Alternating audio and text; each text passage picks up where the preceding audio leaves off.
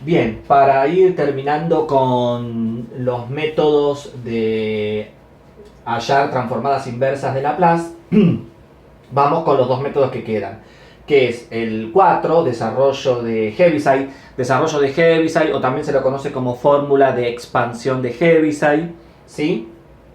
Y el 5, la convolución, donde vamos a ver el teorema de convolución o teorema de Borel, ¿sí? Más precisamente, y qué significa. Bien, el desarrollo de Heaviside. El desarrollo de Heaviside es un método que permite hallar que permite hallar transformadas, quise decir, ¿sí? Es un método que permite hallar transformadas inversas de Laplace cuando tenemos, fíjense, cocientes de polinomios. Es decir, que tenemos que tener una expresión algebraica racional. Tenemos que tener un cociente de polinomios. Llamemos a IDS PDS sobre QDS, donde PDS y QDS son polinomios, ¿sí? Pero con ciertas características o ciertas condiciones se tienen que cumplir acá. El grado de Q tiene que ser mayor que el grado de P, es decir, que el grado del polinomio denominador tiene que ser mayor que el grado del polinomio numerador, ¿sí? Primera condición. Y además, fíjense, S sub K, ¿sí? Con K desde 1 hasta M, son todas raíces simples de QDS, es decir que el polinomio denominador tiene que tener todas raíces simples, tiene que poder factorizarse, ¿sí? De la forma como coeficiente principal por S menos S1 por S menos S2 por S menos S sub M, donde justamente todos los factores están elevados a la 1. Significa que esas raíces, todas las raíces S sub K en la descomposición del polinomio QDS aparece una vez. Por eso que son raíces simples. Si una de las raíces del polinomio denominador ya no es simple, es decir que es una raíz doble o triple, ya este método no se puede aplicar. Ya el método de Heaviside no se puede aplicar, ¿sí? Existe una fórmula para hallar a través de Heaviside cuando tiene raíces múltiples, pero es un caso muy particular, no lo vamos a ver. Ya en ese caso, si una de las raíces del denominador ya es una raíz doble o triple, ahí lo que va a convenir es aplicar el método de fracciones simples que ya vimos anteriormente. Entonces, recapitulando, si tenemos que calcular la transformada inversa de Laplace de un cociente de polinomios donde el grado del denominador es mayor que el grado del numerador y además el denominador tiene todas raíces simples, raíces reales o complejas, ¿sí? Raíces todas simples, vamos a poder aplicar la fórmula de Heaviside, que como van a ver es bastante sencilla. Lo que establece es que la transformada inversa de Laplace de este cociente va a ser igual a la sumatoria de k igual 1 hasta m. Recuerden que k igual 1 hasta m, ¿sí? Son las m raíces simples del denominador. ¿De quién? De este cociente, el polinomio p, el numerador, el polinomio p evaluado en los s sub k, en las raíces, dividido la derivada primera del polinomio q, también evaluada en las raíces. Es decir que tenemos p evaluado en los s sub k dividido q' evaluado en los s sub k. Esto nos va a dar un número real o un número complejo, multiplicado por una exponencial, por e elevado a la s sub k por t, ¿sí? Y esto nos va a dar justamente la i de t, que la i de t justamente, ¿sí? Es la transformada inversa de Laplace de este cociente. Vamos a cambiarle ahí la notación, porque nosotros siempre venimos llamando a las funciones con S con mayúscula y a las funciones con T minúscula, y acá está al revés, ¿sí? Entonces, para seguir manteniendo la notación que veníamos usando, ¿sí? Ahí tenemos IDS igual, bueno, acá yo sí usé mayúscula porque se trata de polinomios y por lo general uno de los polinomios los representa con mayúsculas, ¿sí? IDS, PDS sobre QDS, entonces la transformada inversa de Laplace de este cociente va a ser igual a la sumatoria de k igual 1 hasta m, que son las m raíces simples del denominador, de el numerador p evaluado en las raíces s sub k, dividido la derivada primera del denominador, q' evaluada en esas mismas raíces s sub k, todo por e elevado a la raíz s sub k por t. Y ahí vamos a tener entonces, ¿sí? Todas, cuando lo desarrollemos, vamos a tener toda la expresión de la transformada inversa. Dijimos que lo íbamos a hacer con el ejemplo que ya habíamos empezado anteriormente. Vamos a volverlo a hacer de vuelta. ¿Por qué uso el mismo ejemplo? Para que ustedes puedan comparar con este mismo ejemplo, ya sea por fracciones simples, por Heaviside o por convolución, como vamos a ver. Bueno, como con el mismo ejemplo, obviamente se llega al mismo resultado, pero digo para que ustedes puedan comparar a veces cuál conviene más. Bueno, por ejemplo, para el ejemplo que estamos tratando, por ahí es más rápido hacerlo por fracciones simples, o por ahí es más rápido o más entendible hacerlo por Heaviside o por convolución. Por eso digo, eso va a depender después de ustedes, ¿sí? A la hora de resolver un ejercicio, bueno, qué es lo que más conviene, si conviene trabajar con un método u otro. A veces depende del ejercicio. En este caso, este ejemplo me permite poder usarlo para los tres métodos, pero hay otros ejemplos que no. Como dijimos, hay ejemplos donde por ahí fracciones simples siempre se va a poder, pero por ahí Heaviside no, o convolución no, y solamente me quedo con fracciones simples, o por ahí es más rápido por convolución que hacerlo por fracciones simples, porque hay que hallar muchos coeficientes, ¿sí? Etcétera. Bueno, eso va a depender de la expresión que tengamos que antitransformar, ¿sí? Bien, entonces, vamos de vuelta con la transformada inversa de Laplace de 1 sobre s por s cuadrado más 1. ¿Estamos bajo las condiciones del desarrollo de Heaviside? Sí, porque tenemos un cociente de dos polinomios, simplemente en este caso el numerador es una constante, ¿sí? El grado del denominador, que es 3, es mayor que el grado del numerador, que es 1, ¿sí? Acá lo tenemos, fíjense. El grado del denominador, que es 3, es mayor que el grado del numerador, perdón, que es 0. Yo dije 1. El grado del polinomio 1 es el grado del polinomio constante 1 es 0, eso quise decir. Repito, entonces el grado del denominador es 3, el grado del numerador es 0 y obviamente 3 es mayor que 0. Y el denominador, s por s cuadrado más 1 igual 0, de acá, de esta ecuación hallamos las tres raíces. Tiene S1 0, S2 i y S3 menos i. ¿Sí? Acá tenemos las tres raíces simples, ¿sí? Las tres raíces simples del denominador, porque a este polinomio o este producto, ¿cómo lo podemos factorizar? Como s por, y s cuadrado más 1 sería s menos i por s más i. Ahí tenemos el producto de los tres factores, ¿sí?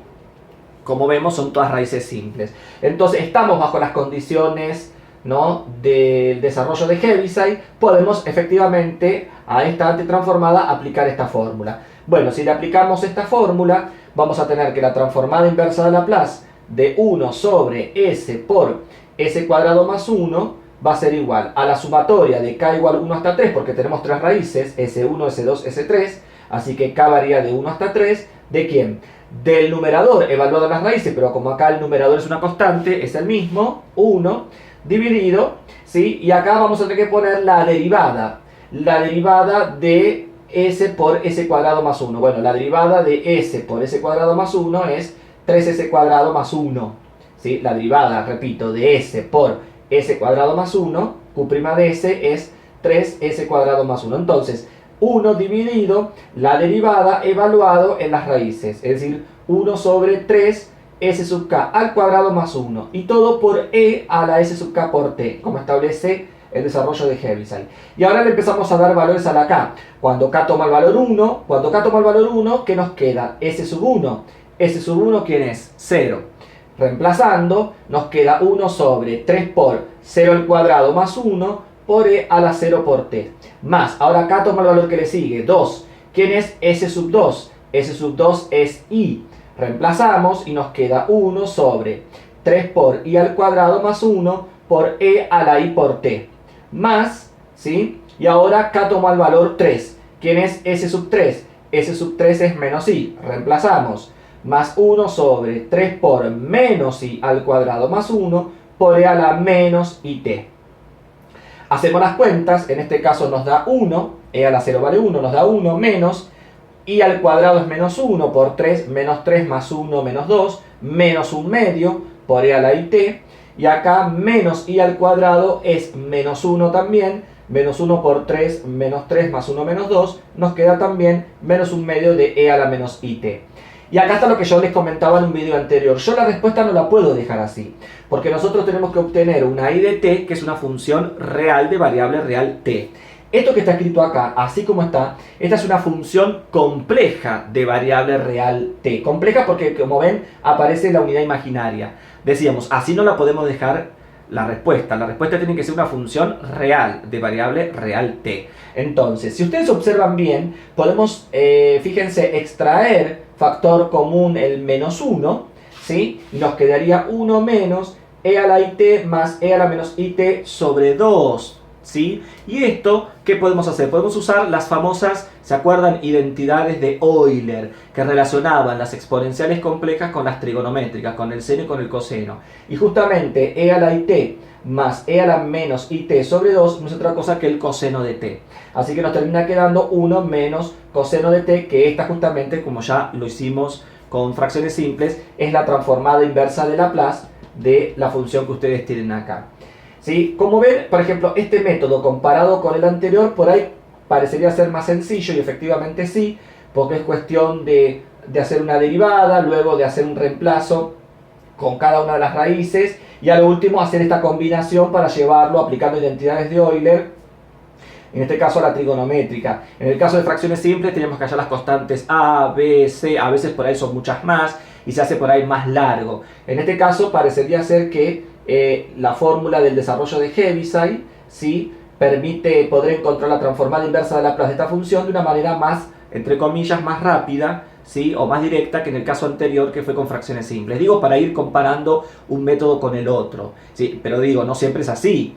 No siempre es así, porque a veces Heaviside por ahí lleva más pasos, y además, como dije, Heaviside tiene la desventaja que si el polinomio denominador, una de sus raíces, no es simple, ya no sirve el método, cosa que fracciones simples sirve para cualquier caso, ¿sí? Cualquier caso que tengamos, ¿sí?, cociente de polinomios, obviamente. Bien, tenemos entonces el cuarto método, que es desarrollo de Heaviside o fórmula de expansión de Heaviside.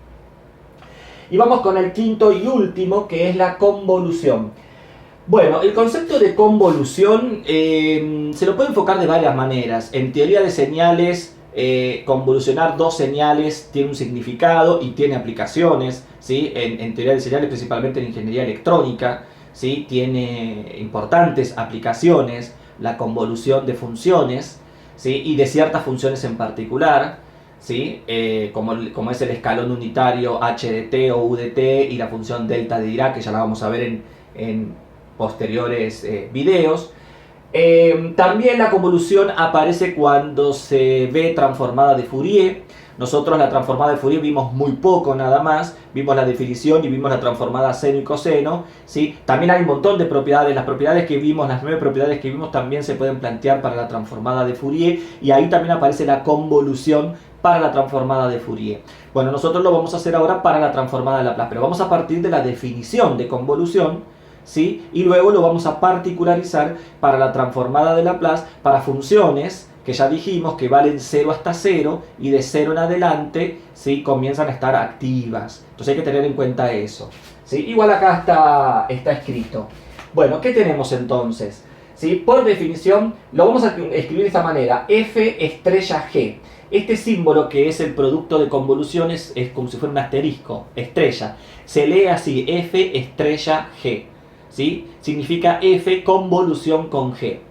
F estamos hablando de f de t y g de t, lo que pasa es que la t no la puse, ¿sí? Pero f de t convolución g de t o f estrella g se define como la integral entre menos infinito y más infinito de f de u, ¿sí?, de f de u por g de t menos u diferencial u. Fíjense que acá ponemos otra variable. ¿Por qué ponemos u y no ponemos t? Porque si yo dejara la t, nos quedaría f de t por g de t menos t, es decir, por g de 0. Y justamente no quiero que pase eso. Entonces ponemos otra variable. Es el producto de la función f, ¿sí?, por la función g desplazada, ¿sí? Pero fíjense que acá hay un desplazamiento, y ojo que acá tenemos g de t menos u. Miren que la variable es u, así que acá hay un desplazamiento en t, pero además el menos, como la u adelante tiene un menos, no solamente hay un desplazamiento en t, sino también hay lo que se llama una reflexión. Es decir, toda señal que tenga del lado derecho va a parar al lado izquierdo, y todo lo que tenga del lado izquierdo va a parar al lado derecho del eje de abscisa, del eje de ordenadas, porque hay una reflexión. Es decir, que la función g de t menos u es una función que está desplazada en t,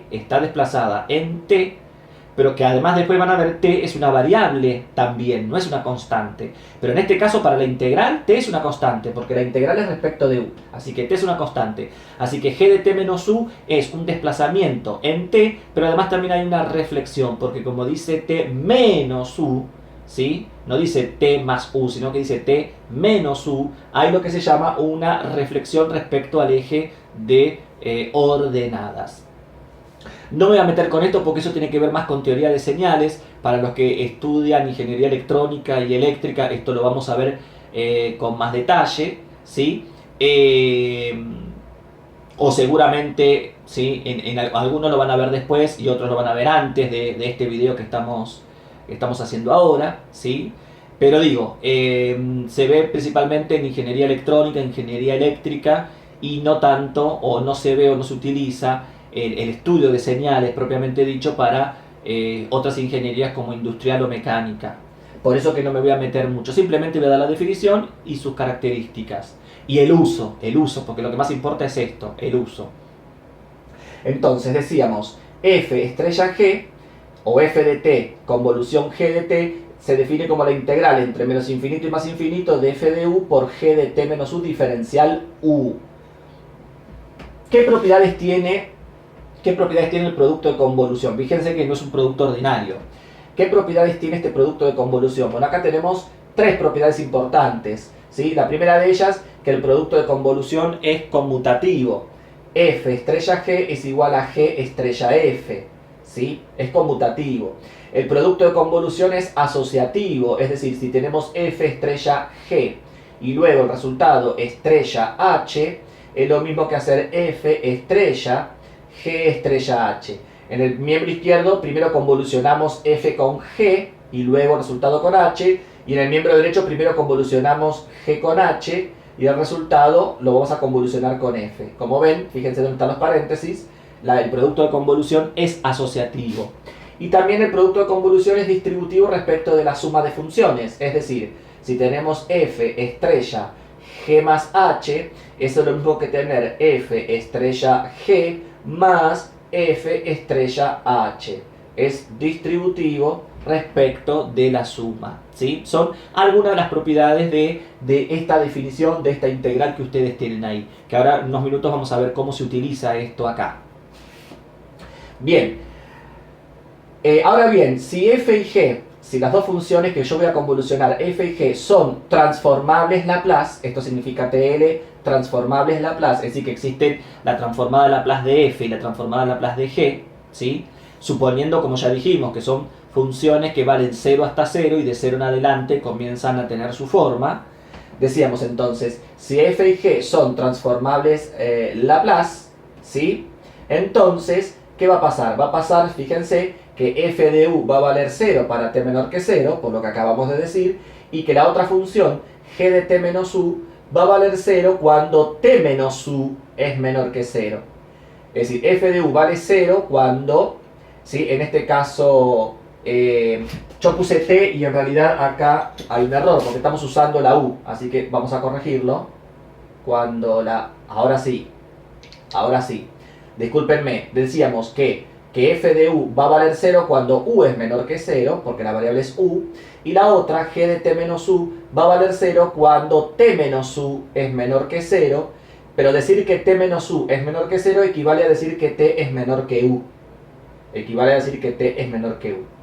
¿Sí? ¿Por qué? Porque justamente la f y la g son transformables Laplace, es decir, que la f y la g valen 0 hasta 0 y de 0 en adelante comienzan a tener su forma. Por eso que f de u vale 0 cuando u es negativa, cosa que es coherente, y g de t menos u vale 0 cuando el argumento t menos u es negativo. Es decir, si t menos u es menor que 0, eso significa que t tiene que ser menor que u, que es lo que tenemos escrito acá. ¿Sí? Digo esto porque esto lo vamos a tener en cuenta ahora, ¿sí? Entonces, por lo tanto, para todo t mayor que 0, justamente, que es donde tiene sentido la transformada de Laplace, ¿sí? Pero ahora lo vamos a definir para convolución. Es decir, ¿qué es lo que estamos haciendo? Este sería el producto de convolución si trabajásemos con transformadas de Fourier. Y lo que vamos a ver ahora es cómo será el producto de convolución si trabajamos con transformada de Laplace, que son para funciones que valen 0 hasta 0 y de 0 en adelante adoptan su forma natural, ¿sí? Eso es lo que estamos queriendo hacer acá. Entonces, vamos a transformar esta fórmula. Entonces decíamos, para todo t mayor que 0, se verifica que el producto de convolución de f por g, teniendo en cuenta esto, ¿sí?, va a ser, como dijimos, la integral entre menos infinito y más infinito de f de u por g de t menos u diferencial u. Eso es por definición, ¿sí? Ahora bien, esta integral la vamos a dividir en tres integrales. La integral entre menos infinito y 0 de f de u por g de t menos u diferencial u, más la integral entre 0 y t de f de u por g de t menos u diferencial u. ¿Sí? Recuerden que acá la t es una constante porque estamos integrando respecto de u, más la integral entre t e infinito de f de u por g de t menos u diferencial u. ¿Sí? Esta integral entonces, que va de menos infinito a más infinito, la hemos dividido en tres integrales. Y ahora vamos a tomar en cuenta esto que acabamos de decir, porque dijimos que la f y la g son transformables Laplace. Entonces, fíjense que la primera integral va a ser 0, justamente. ¿Por qué? Porque como es respecto de u y la integral va de menos infinito a 0, ¿qué significa? Que la u es menor o igual que 0. Cuando la u es menor que 0, dijimos que la función esta es nula, por lo tanto todo esto se me cancela. ¿Qué podría pasar si justo u es igual a 0? Si justo u es igual a 0, no podría pasar nada. Podría pasar que exista o que no exista la integral, pero se trataría de un número. No va a cambiar en nada, ¿sí? No va a cambiar en nada, ¿sí? Acá lo que estoy queriendo decir entonces, que esta integral, ¿sí?, va a valer 0, como decíamos acá, cuando u es menor o igual a 0, ¿sí? Lo que estoy queriendo decir acá, entonces, que en el caso de que u sea igual a 0, f de u, repito, en el caso de que u sea igual a 0, f de u podría ser o no 0. No va a cambiar en nada el resultado. Va a seguir siendo 0 la integral, ¿sí? Y la tercera integral, al revés. Fíjense, ahí tenemos la otra. Cuando tenemos la integral de t a más infinito, es decir, de t a más infinito, estamos tomando valores mayores que t. Como la variable es respecto de u, acá estamos tomando valores mayores que t. Entonces, para u mayores o iguales que t, y acá lo tenemos, para u mayores o iguales que t, esta integral justamente por esto va a ser 0 y toda la integral va a ser 0. Eso cuando u es mayor que t. Y cuando u es igual a t, g de t menos u podría ser o no 0, no va a variar en nada, tampoco el resultado final. Así que, en definitiva, esta integral, al dividirla en tres integrales, bajo estas condiciones, por ser f y g transformables Laplace, la primera integral se hace 0, la tercera integral se hace 0, y la única que sobrevive es la del medio. La única que va a sobrevivir es la del medio, la integral que va de 0 a t de f de u por g de t menos u diferencial u. Y eso va a ser justamente el producto de convolución para funciones transformables Laplace. Es decir, funciones que están definidas, como ya hemos dicho, para t perteneciente al intervalo 0 más infinito. Las consideramos del 0 hacia el más infinito, ¿sí? Entonces, el producto de convolución de f de t por g de t va a ser igual a la integral entre 0 y t de f de u por g de t menos u diferencial u, para todo t perteneciente a este intervalo. Entonces fíjense que esta fórmula en realidad es un caso particular de esta, porque esta justamente salió a partir de esta bajo estas condiciones, sabiendo que f y g son transformables Laplace. Y esta es la fórmula que nosotros vamos a utilizar, ¿sí? Esta es la fórmula que nosotros utilizaríamos a la hora de trabajar con funciones transformables Laplace. Y ahora vamos a ver cómo lo vamos a usar. Para esto tenemos justamente el teorema de Borel. El teorema de Borel, o también llamado teorema de convolución, se lo conoce como teorema de convolución o teorema de Borel. Esto lo tienen en los apuntes, principalmente lo tienen bien desarrollado en el texto de Análisis Matemático 3 de Benedetto Frediani-Vini, y en el texto de Spiegel de la serie Young. Ahí tienen la demostración del teorema de Borel para el caso particular en que ese es real, porque se acuerdan que yo dije que el texto de Spiegel, ¿sí?, trabaja con ese real, no con ese compleja. ¿Sí? La demostración es un poquito larga porque se trabaja con integrales dobles, ¿sí? Hay cambios de variables, es un poco engorrosa, pero bueno, a mí lo que me importa es que ustedes puedan usar el teorema de Borel, que es lo que vamos a usar ahora, para que vean y que van a ver que es muy simple, por lo menos en este caso es muy simple, ¿sí? El teorema de Borel, ¿qué establece? Bueno, establece que si f y g son transformables Laplace, ¿sí?, son transformables Laplace, y que de abscisa de convergencia sigma 0, ¿sí? Con abscisa, tanto la f como g, con abscisa de convergencia sigma 0, donde la transformada de Laplace de la f de t es f de s y la transformada de Laplace de la g de t es g de s, ¿sí? Entonces, el teorema de Borel lo que dice es, fíjense, que la transformada de Laplace del producto de convolución de f de t por g de t es igual al producto ordinario, de las transformadas de Laplace de cada una, es decir, de f de s por g de s. Como dijimos, este es un producto de convolución entre dos funciones que dependen de t, y esto es un producto ordinario, es el producto que ustedes conocen de dos funciones que dependen de s. Entonces, la transformada de Laplace del producto de convolución de f de t por g de t es igual al producto ordinario de la transformada de Laplace de f de t, que es f de s, por la transformada de Laplace de g de t, que es g de s. Se puede plantear de esta manera el teorema de Borel, o hay una forma alternativa trabajando con las transformadas inversas. Porque claro, si la transformada de Laplace de este producto es este otro, si yo ahora, por ejemplo, aplico transformada inversa a ambos miembros, transformada inversa de Laplace a ambos miembros, tenemos otra forma equivalente. La transformada inversa de Laplace del producto ordinario de dos funciones que dependen de s, f de s por g de s, es igual al producto de convolución de dos funciones que dependen de t, que este es el equivalente al de arriba. Es decir, la transformada inversa de Laplace de f de s por g de s es igual a f de t, que es la transformada inversa de f de s, estrella g de t, que es la transformada inversa de g de s. Es decir, es el equivalente del de arriba. El de arriba para transformadas y el de abajo para transformadas inversas. Y el que vamos a usar justamente es el de abajo, porque justamente dijimos que el teorema de convolución o la convolución nos va a permitir poder calcular transformadas inversas. Entonces, ¿cuándo se utiliza el teorema de convolución? El teorema de convolución o el teorema de Borel se utiliza cuando queremos calcular transformadas inversas de Laplace de un producto de dos funciones que dependen de S.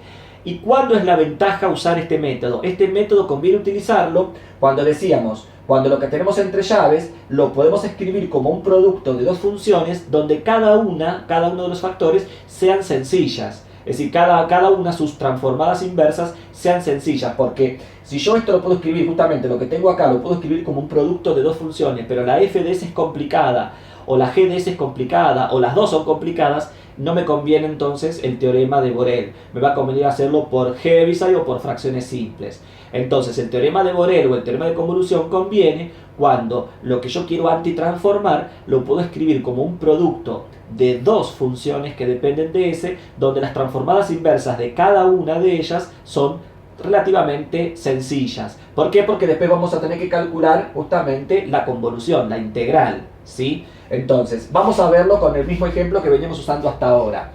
Queremos calcular la transformada inversa de Laplace de 1 sobre s por s cuadrado más 1. Bueno, acá es muy sencillo escribirlo como un producto. Vamos a tener, fíjense, la transformada inversa de Laplace de 1 sobre s sería nuestra f de s, por, y nuestra g de s sería 1 sobre s cuadrado más 1.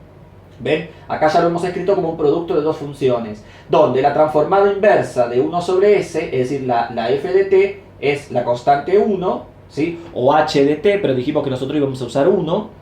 ¿Sí? La transformada inversa de 1 sobre s es la constante 1, y la transformada inversa de 1 sobre s cuadrado más 1 es la función seno de t.